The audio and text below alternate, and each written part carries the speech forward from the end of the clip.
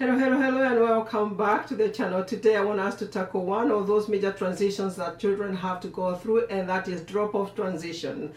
If you're a new parent navigating this new life, or you're an experienced one who have done it so many times with different children, this video is for you. I have been in the field for so long as a teacher, as a trainer, as a coach, and I have seen it all. Sometimes we want to pray strong, but you can see the parents so frazzled and they don't know exactly what to do because this child is throwing such a beautiful tantrum. Today I want to walk you through strategies that you can take to make it easier for you and for your child, so that you can have a smooth drop-off transition where everybody is happy, you are happy, and your child is happy, and the teacher is happy as well.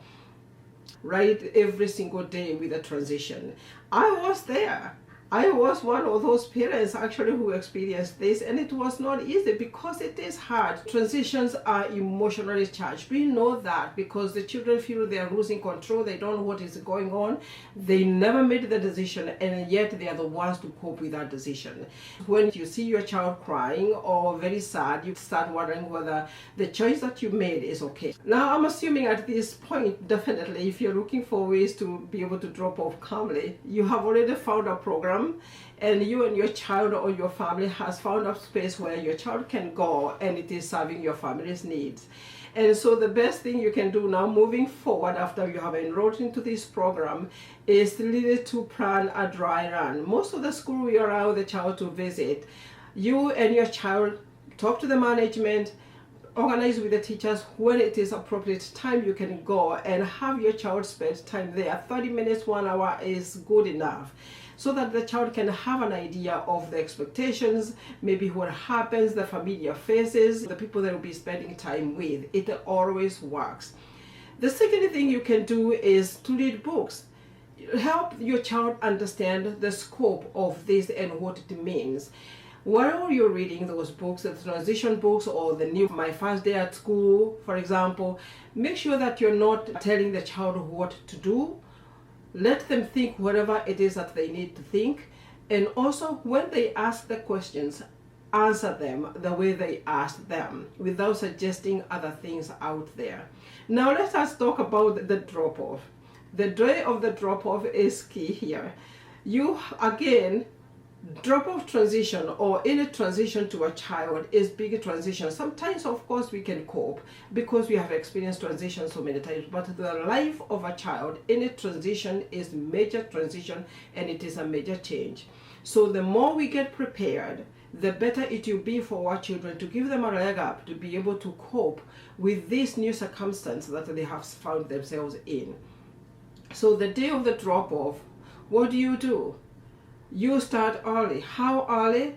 The night before. Yes, you start the night before. Why? Because that time you can be able to spell out the expectations of the morning or the following day.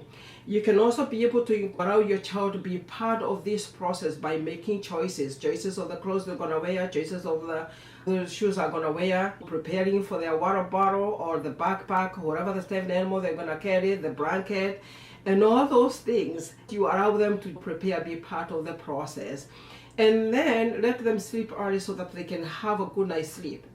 Now, the following day when they wake up, let them wake up, if possible, naturally, so that they can wake up with ease. Avoid those very loud alarms. My God, it is sometimes very hard for them. Harsh lights or loud music. A soothing music is really great.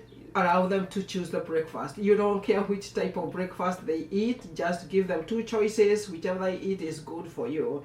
And then you, the parent, avoid feeling rushed or avoid being rushed, because then the child, that is what they're afraid of. When you appear frazzled, the child will start become frazzled and they will spell danger. And of course, when they spell danger, they start crying. You know what you trigger? You trigger that fight, freeze mode. And of course, we don't want to go there. And then, of course, when you're preparing calmly, even if you are in a hurry, try as much as possible to be calm for them.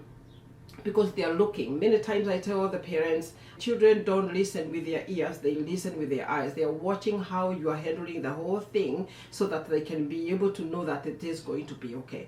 When you get to the car, or in whichever mode that you use to go to school, create a happy momentum. It is important that you show that you're excited for this new change.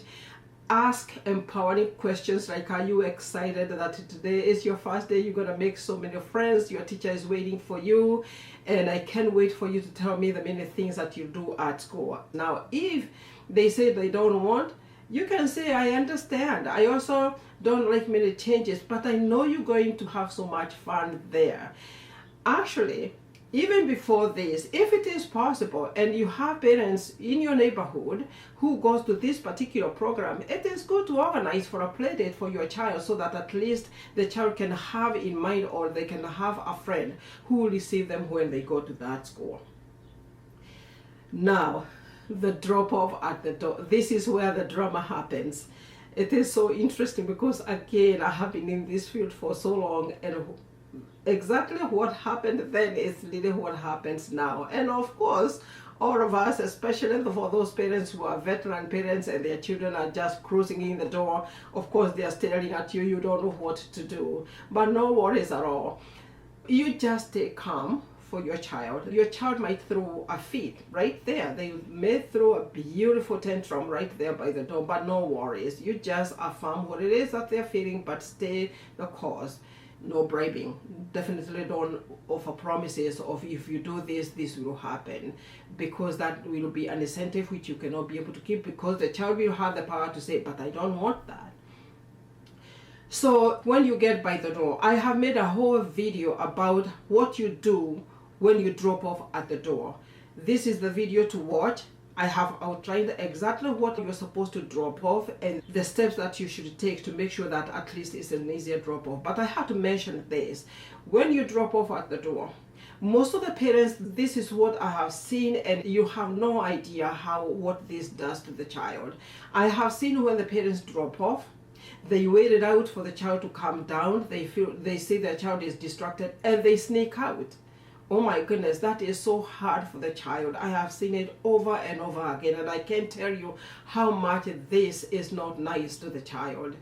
It is like when a friend drop you off at an airport or at a space, and then they kind of wait for you, you're greeting, and they don't even say that they're leaving, they sneak out. How would you feel? Right, that is what the child feels. When you drop off your child and then you sneak because they were not watching, guess what what happens? You breach the trust, because this time around you're building the trust, and now the child cannot trust you. So the following morning, definitely, guess what they will do? They will not leave your side, because hey, they don't know when you might be leaving. So the best thing to do is to connect with the teacher, converse with the teacher, so that the child can know that you are really great friends with the teacher and that you're getting along, and that the person that you are handling the child to is a nice person. And then when the child is still crying or the child starts playing, make sure that you say a proper goodbye. Have the routine in place.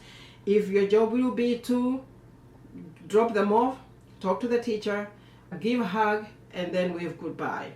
It is important, even when the child is crying, you still offer that smile. Yes, just find it somewhere, offer the smile. If you can be able to walk backward, it's okay, until you fade away, until the child say, and let them know that they're gonna have a good day. Even if they are still crying, assure them. You do this 1 day, 2 days, 3 days, they will know this is what it is that we do, because they are feeling like they have lost control. Actually, there are some children who the first, second, third day they are okay. The fourth day they go, this is it, I'm out of here. And they start crying. No worries at all. Every child handles this transition differently. When you drop off the child and you leave them crying, I know this is the hardest part. I have seen parents cry all the time, and it is hard, and I understand. The best thing you can do to yourself is to really distract yourself, look for something to do. And then when you get home, definitely give them a call if they have not contacted you of how the child is doing. make sure that at least you find out whether your child is okay, because most of the time there is a thought which passes through your mind that that is how the day will be. The child will cry the whole day.